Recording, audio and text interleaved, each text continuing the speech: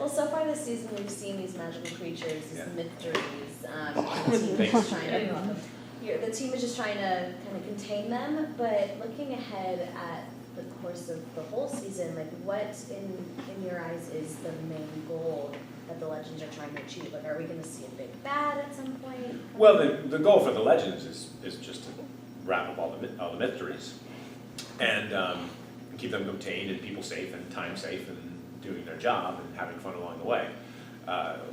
What that builds to is something that none of them really are expecting. And then it's that comprised with someone coming out of Constantine's past to as he's been hinted through the earlier parts of the season. He's got a debt to pay or something he did, and so this being or entity is coming to get back at him or take him or whoever they're going to do nefarious deeds to him. So that it's the creatures and this other being coming into play that will kind of manifest into what becomes the big bad and the issues for the Legends at the end of the season. Kind of answer. So even before it became Nora and Courtney, was having Ray in a romantic sphere something you wanted? Because he's never been terribly successful. I mean that's one of the things too that one of the reasons I love working with Courtney obviously, and we've played in everything, and all the previous incarnations of characters we've played have always been romantic, in the romantic characters, romantically involved. But at the same time, because they're so contrasted, the characters, I didn't want it to be another, strikeout for Ray. But so I don't know what's going to happen with this. So I was a little hesitant because of that, and hesitant for Ray. I mean, I said prior to Courtney joining the show that if Ray was going to be in a relationship again, I wanted it to be a good one. Like he deserves to have a sustained relationship and to have the person really be there for him. The good thing about this relationship, at least, is unlike his relationship with Felicity and with Kendra, there's no triangle. It's not a love triangle this time. So at least it's between the two of them. So I think that makes a difference and make an even stronger impact on Ray. And it's changing Ray in many ways. Those other relationships were great for Ray, but they didn't challenge him the same way that Nora is challenging his view of the world, which I think is really, I hope, interesting to watch and definitely intriguing for me to play. With Nora and Charlie and Zari and Constantine, it seems like you are surrounded on all sides by people who are determined to break the rules. Yeah.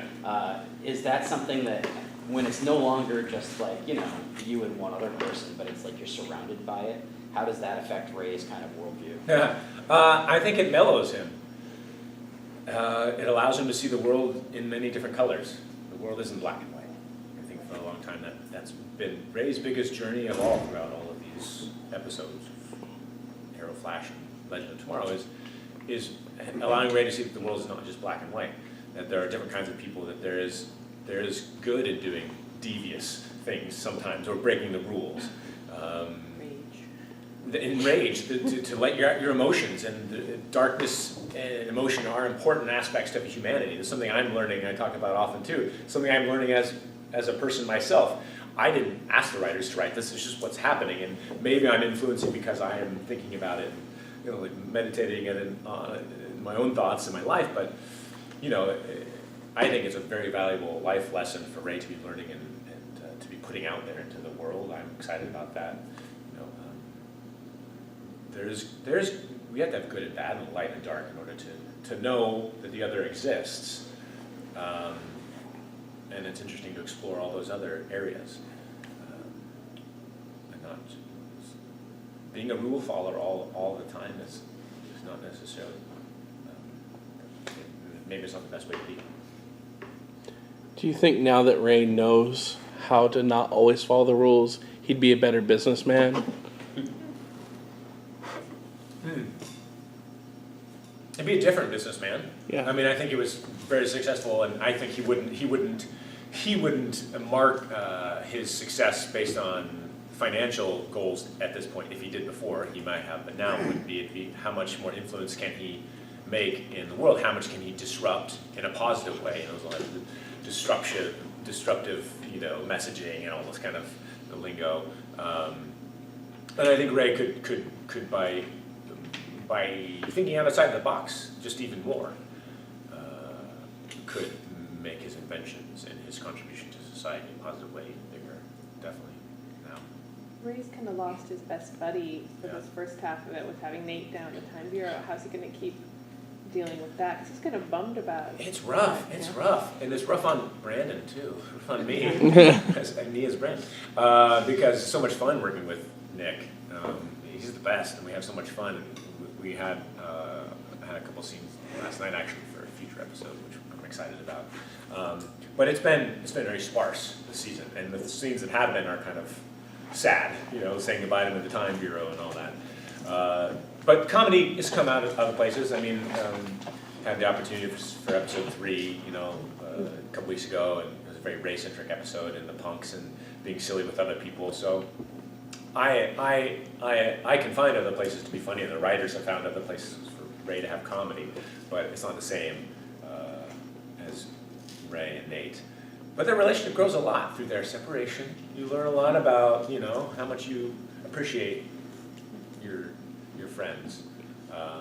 So there's a lot of growth for the character, and I'm excited. And I'm excited that we have this relationship that nobody intended it for to be like them to be such buds. But I love that, and I see people responding to it on Twitter, that it's nice to have two men like showing that they love each other, like they're buddies, and not just like macho way, but they sincerely care about each other, and that's should be perfectly normal, and it's okay, and there's nothing weird about it. You guys weren't in the crossover, but in your heart of hearts, do you want to share the screen with Superman at some point? Oh yeah, that'd be a blast. I mean, I've only, except for doing a little comedy bit, what's the name of this show? League of Supermen, that I did with the Daily family. I haven't really shared the screen with any Supermen. But that would be fun, yeah, for sure. Can you just tease a little bit about some of the mystical menaces that we'll be seeing coming up? Well, some of the creatures that we capture in the next episode come into a bigger play throughout part of the season. Next episode is where we capture a couple different, or the Time Bureau captures several different creatures, Okay. and they are present for an arc, which become integral, which is kind of fun and cool, and form relationships with some of our characters. Which is exciting and neat. And I'm trying to remember what else we have coming up that's mystical creatures. We have a really small one that's pretty fun. An episode. That'll come out after the break. That's episode 10, I think, which wreaks havoc for all the legends, and we have a lot of fun with it. I can't say anything more than that, but it affects everyone basically. And the only thing I wanted to say was, I forgot what it was. Magical creatures, mystical creatures. What was your question? Can you tease about some of the mystical creatures coming up? Yeah. Devo. We haven't had any presents of Devo yet. Devo. Just the little on the iPad game, which I laughed at when they gave me that prop. He was on Arrow. He was on Arrow. He's all over the And place. Supergirl. We yeah. want a Bebo Saturday morning cartoon. I know. Would you be on it? We have. Oh, that's what I say. We have a fun episode. Bebo Saturday would be great with puppets. Puppets in a few episodes, which are pretty fun, and I have a lot of interaction with the puppets. Different puppets. We have many different puppets on the show, and then also, we have a fun kind of alternate reality episode that it will be the one that's the finale before the mid-season break, which is what your question made me think of. Not mystical creatures necessarily, but some of the creatures from the past come back and make an appearance in that episode, and we get to be crazy and different versions of ourselves, which is always Cool. fun.